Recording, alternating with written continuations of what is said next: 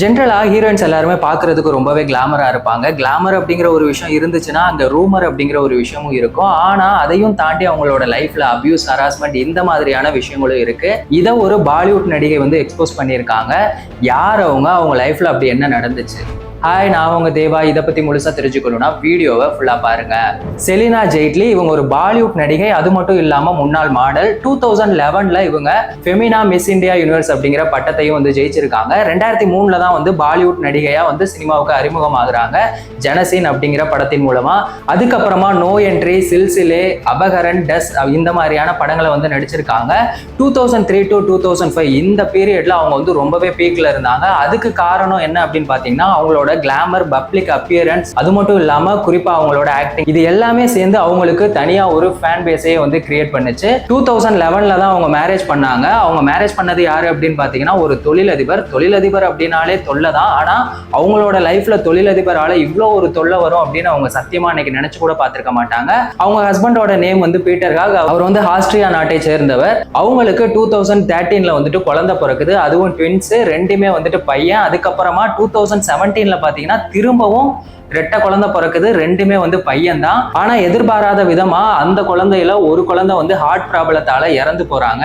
அவங்களோட லைஃப் வந்து ரொம்பவே நல்லா தான் போயிட்டு இருந்துச்சு அப்படின்னு நம்ம எல்லாரும் நினைச்சிட்டு தான் இருந்தோம். ஆனா அவங்களோட லைஃப் வந்து ரொம்பவே மோசமா இருந்திருக்கு.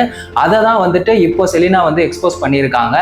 என்ன சொல்லியிருக்காங்க அப்படின்னா, டொமஸ்டிக் வயலன்ஸ் ஆக்ட் 2005 படி அவங்க ஹஸ்பண்ட் மேல வந்துட்டு 50 கோடி இழப்பீடு கேட்டிருக்காங்க. அது மட்டும் இல்லாம மந்த்லி மெயின்டெனன்ஸுக்காக 10 லட்சம் கேட்டிருக்காங்க.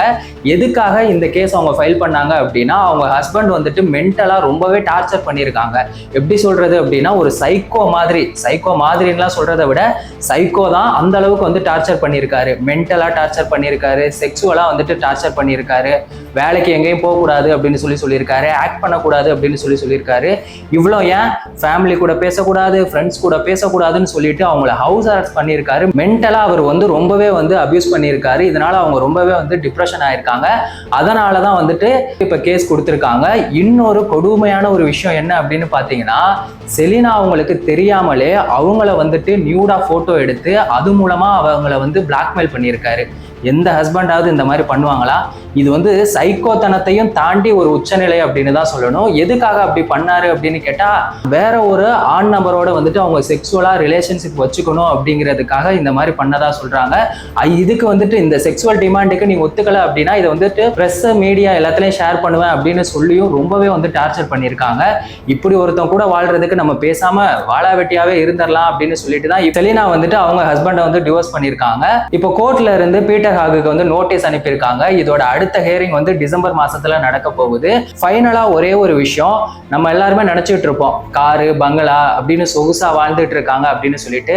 ஆனா அது எல்லாத்தையும் தாண்டி அவங்களோட லைஃப்ல அவங்க எவ்வளவு அபியூஸ், ஹராஸ்மெண்ட் இந்த மாதிரியான விஷயங்கள் எல்லாம் ஃபேஸ் பண்றாங்க அப்படிங்கிறது அவங்களுக்கு மட்டும்தான் தெரியும். அதை வந்துட்டு அவங்க வெளியில எக்ஸ்போஸ் பண்ணா மட்டும்தான் தெரியும்.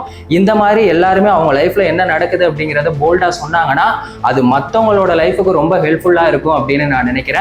செலினா அவர்களை பத்தியும் பீட்டர் ஹாக் பத்தியும் உங்களோட ஒப்பீனியன் என்ன அப்படிங்கிறத மறக்காம கமெண்ட் செக்ஷன்ல சொல்லுங்க. வேறொரு வீடியோல வேறொரு கண்டென்ட்ல நான் உங்களை சந்திக்கிறேன். நன்றி, வணக்கம்.